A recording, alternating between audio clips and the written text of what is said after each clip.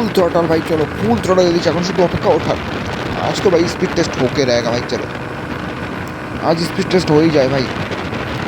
চলো চলো উঠে গেছে, চলো 96, 97। আরে ভাই, তো নমস্কার বাঙালি। তো আমি আগের দিন বলেছিলাম যে সার্ভিস সেন্টারে গিয়ে যে আগের দিন একটা ভাইয়ের সমস্যা হচ্ছিলো, সেই সমস্যাটা কী সমস্যা বলবো। তো ভাইয়ের সমস্যাটা আমি একটু পরে চালাচ্ছি, তার আগে একটা সমস্যা দেখো। আজকে আমি আগেও বলেছিলাম যে আমার গিয়ারটা একটু সমস্যা করছে, গিয়ারটা শো করছে না মাঝে মধ্যে। তো এতদিন তো 1, 2, 3 এরকমই হচ্ছিলো। তো আজ আর বিদ্যুৎ বলুন 4 থেকে 5 গিয়ে তারপর এই সমস্যাটা হচ্ছে। তো আমি দেখাচ্ছি, সেই ক্লিপটা একটু অ্যাড করছি, সেটা দেখাচ্ছি। তো তার আগে ভাইয়ের সমস্যাটা একবার দেখে নাও, ভাইয়ের মুখ থেকে শোনো। তো এটা হচ্ছে আমাদের ভাইয়ের গাড়ি।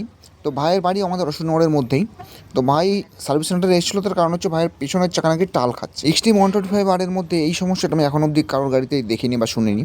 তো যাই হোক, ভাইয়ের পুরো কথাটা পরে শুনছি। তো ভাইয়ের দেখো গাড়িটা এখনও খুব বেশি পুরনো হয়নি, ঠিক আছে, এবং চলেছে মোটামুটি 750 মতো, 750 না, 726, 727 মতো চলেছে, ঠিক আছে, মানে খুব বেশি পুরনো না গাড়িটা। তো আমি আগের ভিডিওতে বলেছিলাম যে পরের ভিডিওটা ভাইয়ের সমস্যাটা নিয়ে আলোচনা হবে। তো এর মধ্যে আর একটা জিনিস বলবো, যেটা আমি অনেক দিন পরে জানতে পেরেছিলাম, সেটা আমি তার আগেও ভিডিওতে বলেছি। তো আগে ভাইয়ের কাছ থেকে শুনে নিই ব্যাপারটা। ভাই গাড়ি কবে নিয়েছে সেটা বল। 3 মাস 3 মাস 3 মাস বয়স গাড়ি। সমস্যা হচ্ছে কবে থেকে হচ্ছে? গাড়ি পেছনে তাল খায়। কবে থেকে? তোমার 1 সপ্তাহ ধরে সার্ভিস समझ रहे हो समझ रहे हो? তো একটুখানি ভালো করে শোনো ভাই কি বলতে যাচ্ছে।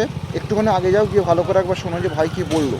ঠিক আছে, সমস্যাটা অ্যাকচুয়ালি কিসের সেটা বুঝতে পারবে তাহলে। না বুঝতে পারলে আর একবার দেখো ভিডিওটা, ঠিক আছে। ভাইয়ের একটুখানি ক্লিপটা ওইটা বারবার দেখো, তাহলে বুঝতে পারবে ভাই কী বললো, ঠিক আছে, কেন সমস্যাটা হচ্ছে। ফালতু অনেকে অনেক রকম ভিডিও বানাচ্ছে যে এই সমস্যা হচ্ছে, ওই সমস্যা হচ্ছে। তার মধ্যে অনেকেই জেনুইনলি বলছে, অনেকেই আবার ভিউজের জন্য বলছে সম্ভবত, কারণ তাদের অ্যাকচুয়ালি ওই সমস্যাগুলো হচ্ছে নাকি আমি জানি না। যাই হোক, আমার গাড়িতে মানে সেসব সমস্যা আমি পাইনি। তাই যে সমস্যাগুলো পেয়েছে তার মধ্যে একটা আজকে দেখাচ্ছি, চলো। আমি শুরুতে একটা রাইডিংয়ের এখানে আসার চেষ্টা করছিলাম। তো সেই রাইডিংটার ভিডিও করতে গিয়ে ভাই প্রথম কথা স্পিড টেস্টটার ইচ্ছা ছিল করার। তো স্পিড টেস্ট করতে গিয়ে এই সমস্যাটা আমার চোখে পড়েছে আবার আজকে। চলো আমি দেখাচ্ছি। দেখো এখন 3 নম্বরে গাড়ি আছে, ঠিক আছে, 3 নম্বর গিয়ারে, এই 4 নম্বরে উঠলো। এবার দেখো এই 5 নম্বর গিয়ারে আছে গাড়ি, কিন্তু এখানে শো করছে না গাড়ির গিয়ার। এখানে শো করতে গেলে একটু হয় গিয়ারটা চেপে নিতে হবে বেশি করে। দেখো এবার একটুখানি পিছনে গিয়ে দেখো, একটুখানি বেশি করে গিয়ারটা থেকে ধাক্কা খাচ্ছে একটা, সেই সময় গিয়ারটা চেঞ্জ করলে বা একটু চেপে দিলে তাহলে আবার আসছে। এই সমস্যাটা 5 নম্বর গিয়ারে এখনও পর্যন্ত হয়নি, আজকে প্রথম দেখলাম 5 নম্বর গিয়ারে এই সমস্যাটা এসছে। ফার্স্ট সার্ভিসিংয়ের সময় দাদা বলেছিল এই সমস্যাটা খুব বেশি বড় সমস্যা না। তো এই মুহূর্তে চলো স্পিড টেস্টিংয়ে যখন করছি, স্পিড টেস্টিংটা করেই নিই।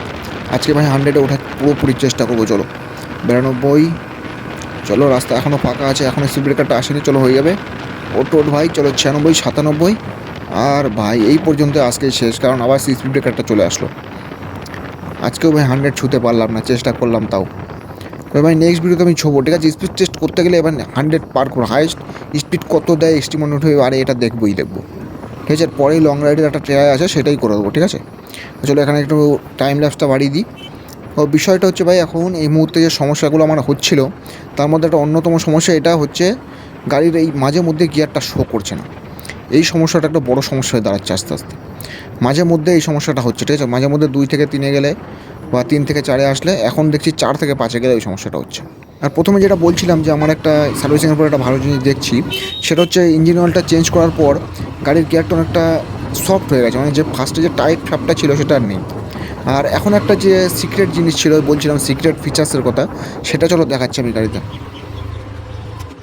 তো ভাই এক্সট্রিম 125 আরের একটা নতুন, মানে কি নতুন বলা ভুল, একটা সিক্রেট ফিচার, যেটা আমিও গাড়ি অনেক দিন পরে জানতে পেরেছি। সেটা হচ্ছে ভাই গাড়ির যে, মানে সবাই জানে গাড়ি কেনার আগে, অনেকেই জানে অনেকেই জানে না যে গাড়ির চার্জিং সকেটটা কোন জায়গায় আছে। দেখো চার্জিং সকেটটা এই নিচে, ঠিক আছে, এইখানটায়। আমারও খুঁজতে অনেক সময় লেগেছে, আমিও প্রথমে জানতে পারিনি এখানটায় চার্জিং সকেটটা দিয়েছে। তাই কোম্পানি জায়গাটা খুব ভালো বেসেছে, এই জায়গাটা খুব করে চোখেও পড়বে না, এবং জায়গাটা খুব সুন্দরই জায়গা। তো যাই হোক, আমিও জেনেছি অনেকদিন পরে, প্রথমে আমি জানতে পারিনি, 2-3 দিন পরে গাড়ি কেনা তারপর জানতে পেরেছি, একটু ঘাটাঘাটি করতে গিয়ে। আর চলো আমি আজকে 100-এর উপরে যাওয়ার চেষ্টা করেছিলাম, তবে তাও ছুটতে পারিনি, তবে ভালোই গেছিলাম। যখন রাস্তাটা ফাঁকা থাকলে পুরোটাই চলে যেতে পারতাম। আচ্ছা, অনেকে অনেক রকম কমেন্ট করেছে এবং ইনস্টাগ্রামে মেসেজও করছে, দাদা কে কোন জায়গা থেকে বলছো, ঠিক আছে, কে কোন জায়গা থেকে দেখছো সেটা একবার কমেন্ট করে জানিয়ে যে কে কোন জায়গা থেকে ভিডিও দেখছো, ঠিক আছে। আর যদি কারো কোনো মাথায় টপিক থাকে যে এই টপিক নিয়ে ভিডিও একটা দেখা উচিত বা যা করা উচিত, তাহলে কমেন্ট করে জানিও, ভিডিও বানিয়ে দেওয়ার চেষ্টা করবো। আর যদি এরপরেও যদি কারো কোনো কিছু জিজ্ঞাসা থাকে, ইনস্টাতে মেসেজ করতে পারো এবং কমেন্টও জানাতে পারো।